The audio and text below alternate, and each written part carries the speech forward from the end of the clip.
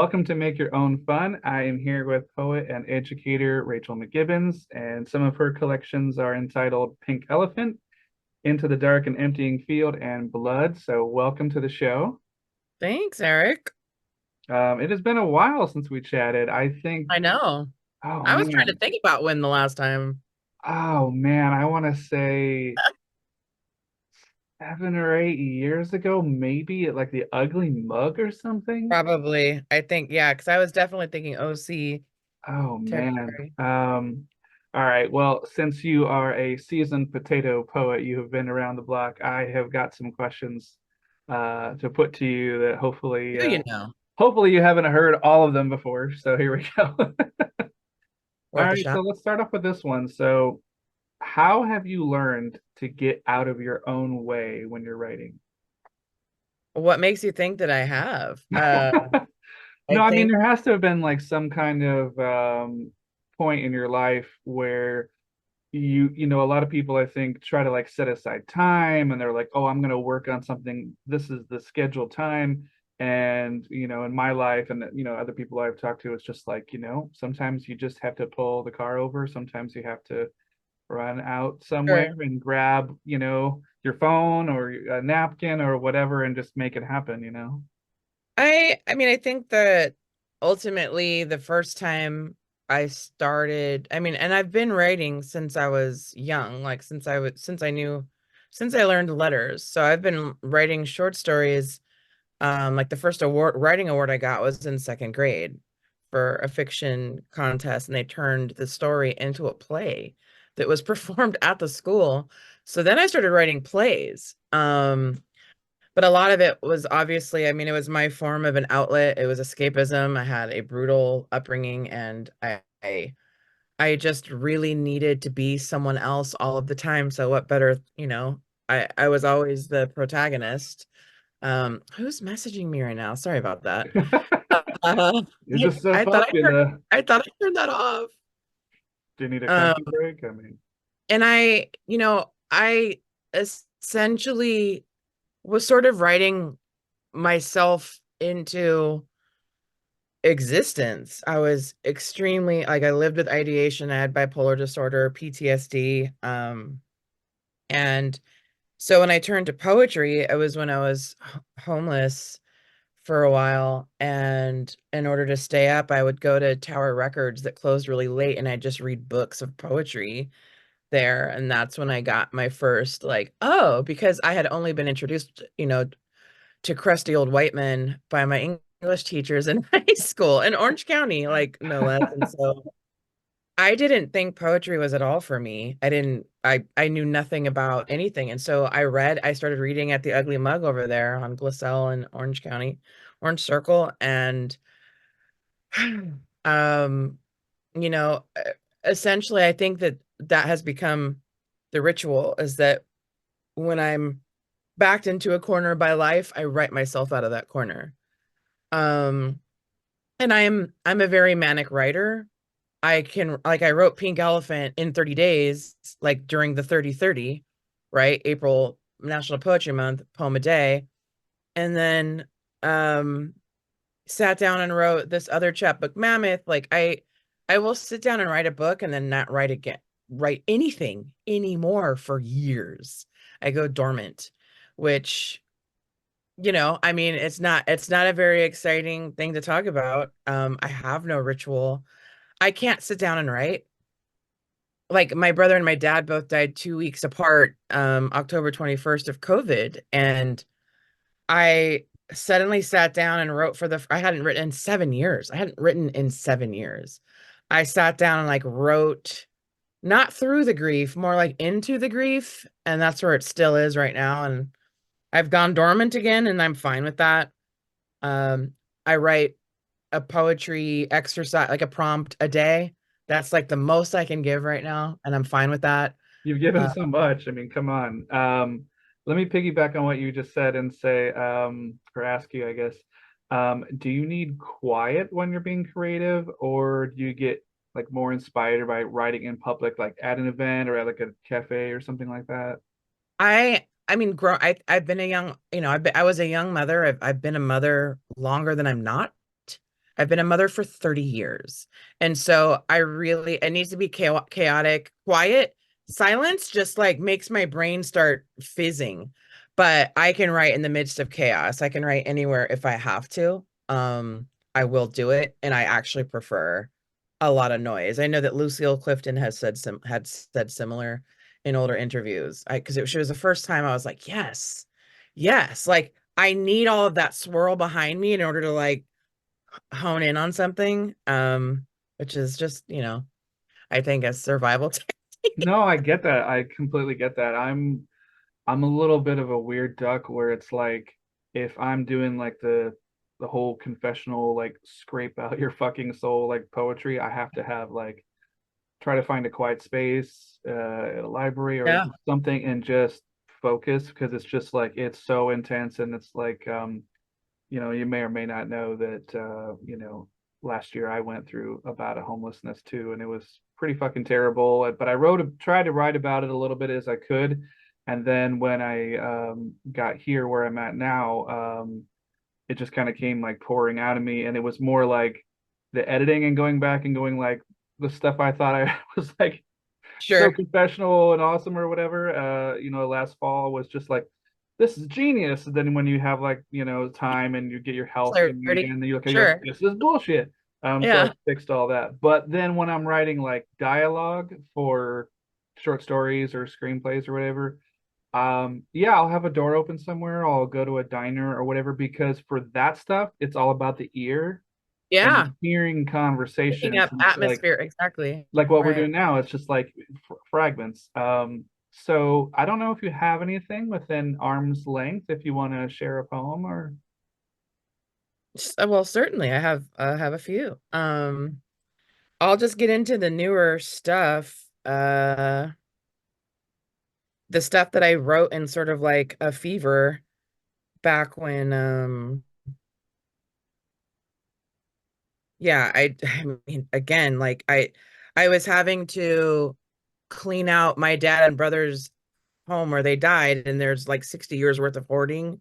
So I would just have to like sit down and I would just hammer out a poem and then like, all right, going in, go. It's just it was such a weird thing. But this is called Man Eater. Possessed by sorrow, I wander a luxury car lot. The owner leads me back to his office for Turkish coffee. He closes the blinds, hands me a tiny porcelain cup. I throw my head back to choke down the bitterness. He offers a gold box of marzipan chocolates. Let it melt over your tongue to soften the darkness. I'm in a mood, so eat the treats from the palm of his hand. Slow, slick. He licks his lips, ripens my nipple in his teeth, whispers a prayer in Arabic. My brother and dad are dead. I am bent over a nameless desk, ass in hands. I survey notes scrawled on the calendar. A litany of responsibilities. Dentist, chiropractor, DMV, a trip to Armenia in spring for a niece's wedding. I picture dad flapping overhead, my brother a scowl, basking in the steam of me. I empty the man, speed from the lot, boxed photos sliding across the trunk, all with the same bad dates, before they died. My brother standing next to me in line, dad hugging me goodbye at the airport. Here, in the after, strangers lick the blade of my name. Here, my tongue softens men like bread. I kiss them hello, then step on their necks. I am alive. Pleasure, my only evidence. Once the heart becomes a widow, the dead keep time. Before my boys succumbed to mud rot and flame, I was loyal. I was kind. Wow. That's powerful. What was the name of that one? Maneater. Oof. Oh, wow. So in doing my research here and my due diligence, I came across an older poem of yours that I really liked, and I saw the performance online. And when you wrote poem written with a sawed-off typewriter, did it feel when you were finished writing it like it was a breakthrough? Because to me, I was floored, especially when I saw the performance of it. I was like, you went through some shit. Like you know what I mean? Like I felt it. That's interesting. I don't even know where you would have seen the performance of that, I but think it was on Button Poetry and YouTube, I think. shoot, maybe. I don't look at I cannot listen to my recorded voice. I will not watch. It's so good though. I've been on TV and I will not watch anything. Fair So, enough, but I mean, you have a lot of poise and presence, so I don't know.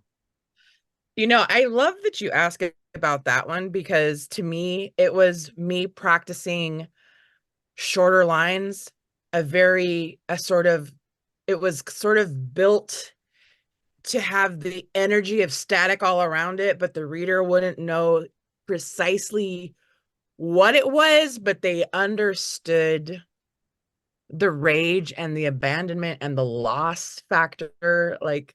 And that was a poem that it's so interesting because it's actually very short, right?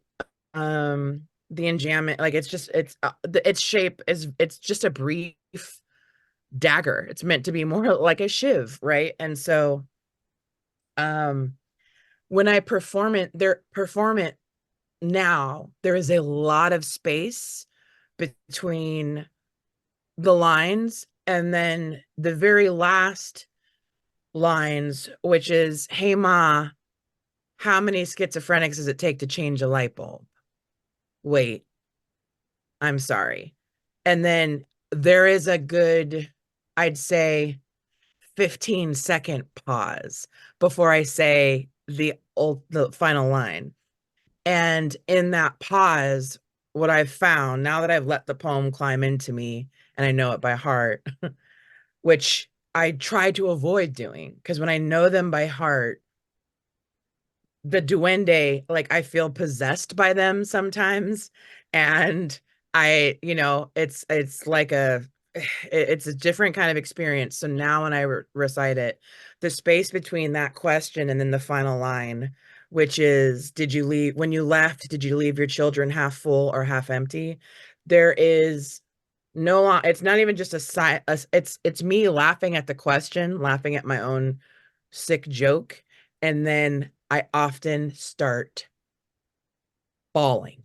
I saw that Like in the video. I was like, yeah, it's just it just has this crazy arc in it that I've just let happen when it happens. It's not intentional. Um it's it's absolutely kind of a bloodletting, and it's in a moment having to, as the speaker, as the daughter, as the undaughter, recognize that while I will always try to chase, like my mother is going to be always the white whale for me. And then, like, how do you reconcile with the fact that, like, maybe motherhood and the natural instinct to nurture didn't come, and instead postpartum depression, unchecked over time, induced by, like the schizophrenic lineage of both sides of my family, like how do you hold both of those, right? Like I had a loss before I was born without knowing it, and then the loss just kept seeming bigger and changing faces, but it's always been because of a mental illness. And so yeah, I really again appreciate you asking about that poem because it is a reckoning, it's a sorrowful admission, it's a lot of things all at once. And it's rage. well, I mean, I got that most of what you're saying out of that too, but I also kind of feel like it was like an arrival moment or something with you dealing with the subject matter. It was just like not like enough is enough, but kind of like that sentiment of like enough not dealing with it, if that makes sense. And then the poem was like, I'm Perfect. gonna head it head on and deal with it, and I have to process it because if I don't, it's like that old adage, like what's something that gets bigger the more you take away, and it's a hole. And so people can be holes in our lives too. Yeah. So really powerful stuff. And I have to commend you because like I've never done a slam. I've memorized, monologues for acting stuff back in the day, but like I've never really memorized poems just because I don't know what it's. I know it sounds lame, but I kind of like if I go somewhere and I haven't been to an open mic in a while. But if I read something I haven't read for a while, and then I'm, holding the page or whatever it is, and then I'm reading it, I kind of like to be surprised, like because as we age too, you were not the same person. You wrote something when you were like 25 or 30, so yeah, it might be something where it's just like it's going to hit you different, like you're saying too with older work too. So that's just my 2 cents on that. Do you remember? I guess Zoom was like, "Do you remember?" And you're like, "Do you remember how you first got into writing and your early open mic experiences? So, like, was it a shit show, or did somebody drag you? Did you willingly just stumble in somewhere?" Well, I mean, I'd always, like I'd said before, I'd always been a writer, but I was writing primarily plays. I was playwright all throughout high school. And then I had a nervous breakdown when I had to play an alcoholic, and I just mimicked my dad for 3 hours on stage night Whoa. after night. And it just caused a complete like fucking existential crisis at 18. It was rough. And I stopped writing um because and then I just started going into visual art, doing a lot of collaging. And like I said, when I was homeless, I would, just sort of bounce from late night place to late night place, and I started reading the poetry, but I didn't start attempting to write until a good 3 years after that, when my friend he overdosed and he died, and he was also the bassist for my punk rock band that I was in, 902 Wino. Great name. 902 Wino. And I just could not hold the grief. And so I wrote him a letter, and I hand wrote it. I threw it. I couldn't look at his body because the casket was open. And I just like threw it in his direction, didn't really look. And then I walked away. And then I went to go visit his parents, who I hadn't even met until after he died. I went to go talk to them, and I saw my letter, like you could uncrumpled and on their piano. Wow. And I was like, what is that? She's like, when we were gathering all the flowers, right, to donate to the churches and to, like battered, like DV shelters and stuff, like we found this little poem, and she called it a poem. And she goes, we found this beautiful poem, and our friend is going to put music to it. And I was like, oh. And I didn't say anything. I was just really embarrassed. And like, I don't know. It's just such an interesting thing. But I just kept going, like later on in the day, like the poem, the poem. And so I tried to remember like the essence of what I wrote, and I wrote it out. And I looked at it and I was like, is it a poem? It's not. It's just like a letter. Like I didn't understand yet that it could definitely be considered a poem. So I was staring at it, and I just was catatonic and not okay. Like it was the first big death for me. I was 22, didn't, I had gotten out of an abusive relationship, and then like one of the sweetest boys I knew died, and we had crushed on each other for a long time. There was a lot of complex grief happening there. And so then I just was like, I need to be around people, but people I don't know. I need to hear like audience. That's what I decided for myself. So I looked up an open mic, and literally 3 blocks away was the Ugly Mug.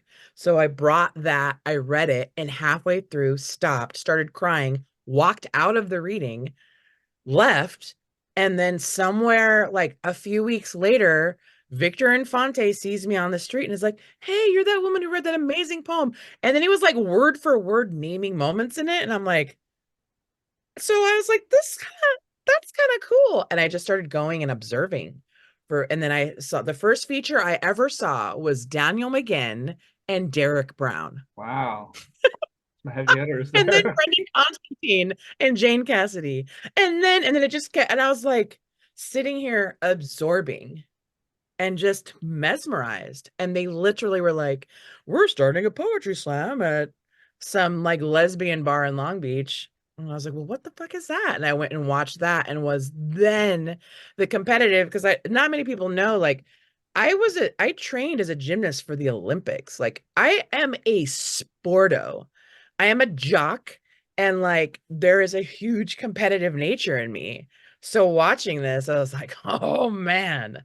Like it was just really great watching people hit their mark and watching other people just fumble and have fun, not care about the competition. I loved the vast spectrum of people who like really gave too much of a shit about what five strangers in a random bar thought of their work, and then like those who were just having fun. And I wanted to like end up somewhere in the middle of all that. I love that.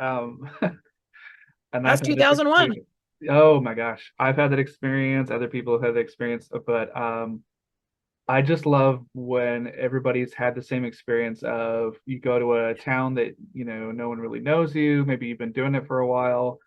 And even if you have a book out on a press or a chapbook or you're reading off of fucking napkins or whatever, but like you're pouring your heart out or whatever, and then there's just the staff of Yeah, the cafe or the bar or yeah. whatever it is, and then you're just like, just to like make an over exaggeration and been like, like of my soul, of my whatever. And And then the like, blender, and then the blender starts running. oh yeah, the coffee grinder. Or you just hear like somebody's just over there, you look over and like the one waitress, is just like half awake and she's just like, Yeah, yeah, yeah, exactly. whatever.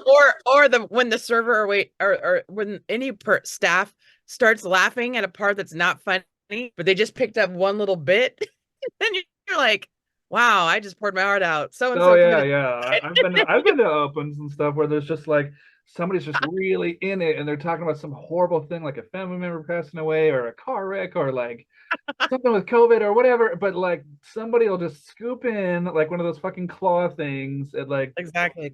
and they'll just pick out something and they're just like, she fumbled for her bra. Uh-huh. You're like, what the actual Yeah. what? That's a lot of college gigs where you're like in the rec room. You're like, why am I here? Why did you put me in the coffee shop where all of the football team is just chilling like with Oh my nachos? God, you're gonna laugh. When I was with my comedy group in Ohio, we booked a gig at the Fashion Museum at Kent State, Oh God. and I just remember I talked to some people in the audience after, and of course there weren't that many people there because it's like we didn't really know how to like advertise that because we were like a sketch Right. group with costumes. So somebody was just like, yeah, I didn't like this or that, and I didn't, the music wasn't like really jiving, and I was like, I had like co-written that sketch or whatever, and I remember talking to this lady like, oh well, that's cool. Like, what would you have done different? She's like, we guys didn't even use like the catwalk, and I was like, oh my God, Oh no, I'm like, no. ma'am, I'm so sorry. This was like a comedy show, and she's like, was it? Ah! And I was like, okay, I'm all right. Well, as this is a silly show, and I contemplated a silly question for you, which you can take as serious or not so serious. Sure. But Rachel, inquiring minds want to know: would you ever shank a bitch for a Klondike bar? Probably not a Klondike bar. Mm-hmm. Uh, Probably like one of the toffee almond Haagen-Dazs, depending on if they're on the BDS list or not. Um, yeah, I mean, I listen, I prefer the intimacy of a knife fight. But you're like, in the realm of commercial food products, where it's like, what would you do for a Klondike bar? Nobody ever says like, okay, we're just gonna give you the bar. You don't have to like knife it out or whatever. Well, But I mean, I would push someone down. Yeah, like probably. there's times, and I can kind of relate to what you were going through before, because like last fall before the EBT kicked in, I remember being like hungry and, embarrassingly enough, dumpster diving and all that, and seeing people Oh like yeah. stuff, and they're just Gotta like do it. eating half of something that costs like $30, and they're like I throwing know. it away, and I you're like, know. So I feel you. I feel you. Yeah. oh. EBT is godsend. God bless it. Yeah, I mean, I I thought sometimes really hard about that question too, because I'm like, it's got to be like a kernel of possibility, but wrapped in a nice little goofy. well, I just had my pocket knife taken by the TSA like not even 2 weeks ago. I was so mad. I have a tiny little switchblade on a necklace That's like it seriously isn't even a whole inch, and they confiscated that. They Meanwhile, were like, no, no, some no. old lady with like a foot long knitting needle, like several of them walked right past. She was like, but I'm so old and innocent, and I would never stab you in the neck and know which artery to hit. I mean, come on. Oh, jeez. Okay. Well, I guess, but I don't want to go. Class. Yeah, a bucket of church's chicken. A bitch has been slapped by a shoe. Nice. Or you know what? I lived in Inglewood for about 5 years. Oh God. I shittest thou not. There's a couple of times walking around with my daughter where I was just like, she's like, what? I'm like, yeah. She's like, but I'm like, yeah, we're gonna go home now. And she's like, what?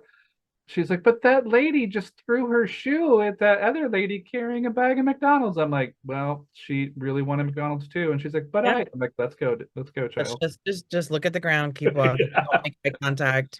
Um, Don't don't give well, out the last floor I'd of your be social. remiss if I didn't ask if you had another poem you'd like to share. Sure, let's do it. Okay.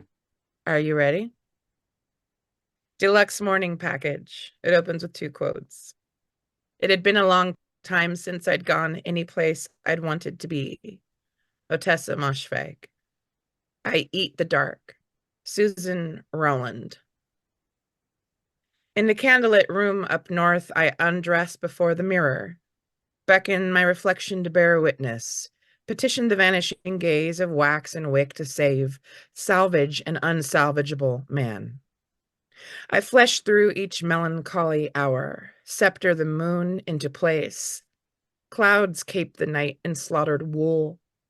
What good is a witch who cannot sever what was never meant, or, better, summon the dead's most lonesome ovation? My first conversation with the stranger, we speak of cemeteries. I am mourning, poisoned sentimental.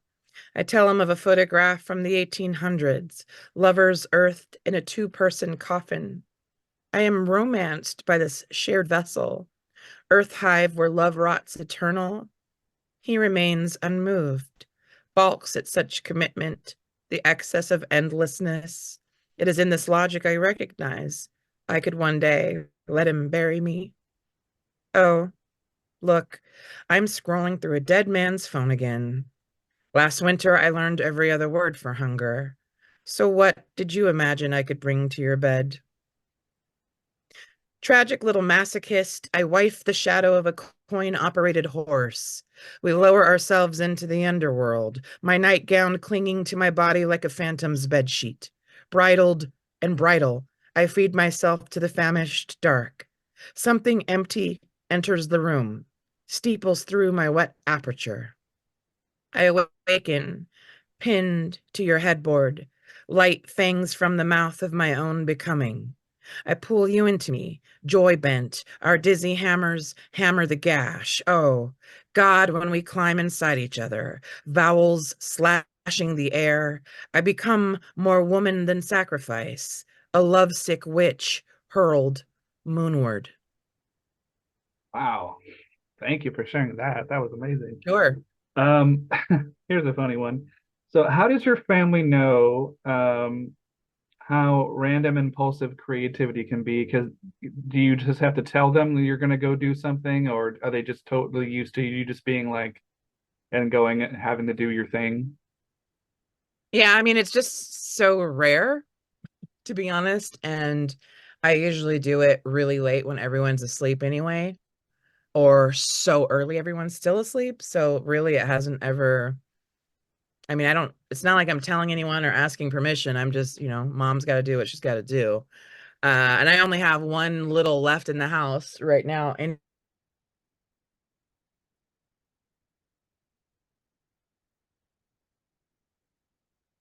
I have to go cocoon for a while and then I'll come back all sparkly and cute.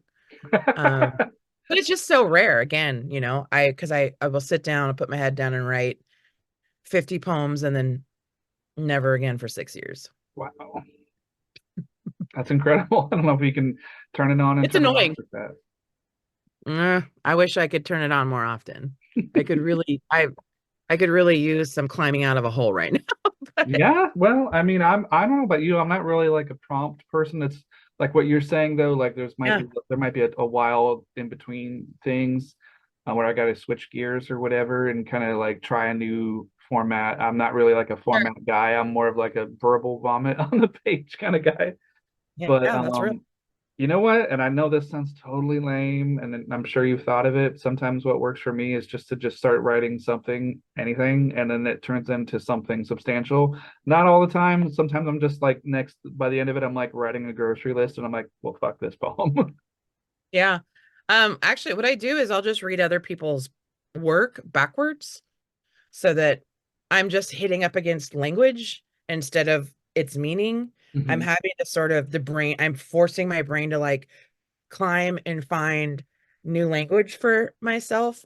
And so that's what I do because I love mining for words.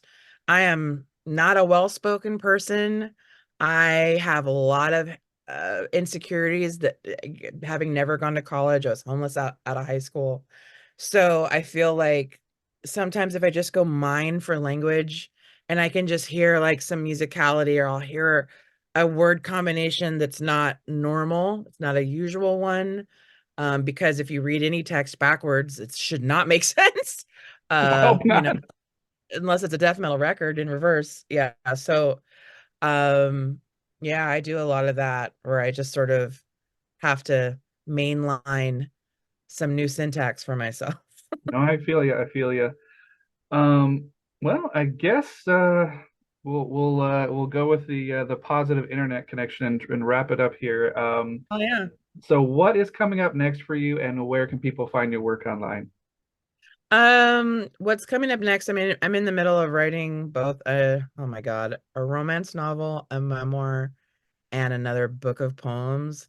They might end up all in one big thing. I don't fucking know. But I'm working on that right now. As for new work, I'm really not putting anything out just yet. Although I do have, you know what? I take it back. I have some virtual readings I have to do because I did write. So like I was beckoned by this like queer and writers of color new imprint um from, oh my God, I don't even remember what large press. But anyways, it's generous press and it's specifically romance novels that are written by weirdos. And so they tapped me and I wrote a short romance story.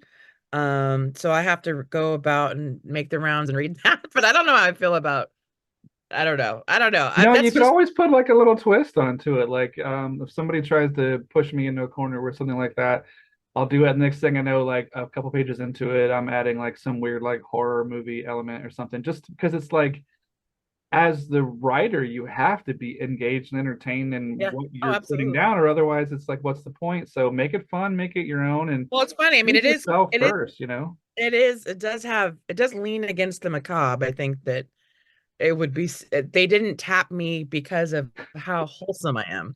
Yeah, Um, you're so not yeah, going to I'm be on doing the that. Lifetime Doing Network that, and I'm anytime just soon. You to know. be honest, I'm just still trying to recover. Like I think the last 4 years have been really just devastating to us as a world, and then now like we're in a whole new, oh God, like devastating terrain that none of us, we're only humans. We can't navigate all of what's happening right now in the world. One, I So was talking to a friend on the phone the other day, and I said, "Do you remember like 2019 when we bitched about it not being as good as the 90s, and then now in 2024 we're like, remember how awesome 2019 was?" yeah, 2019.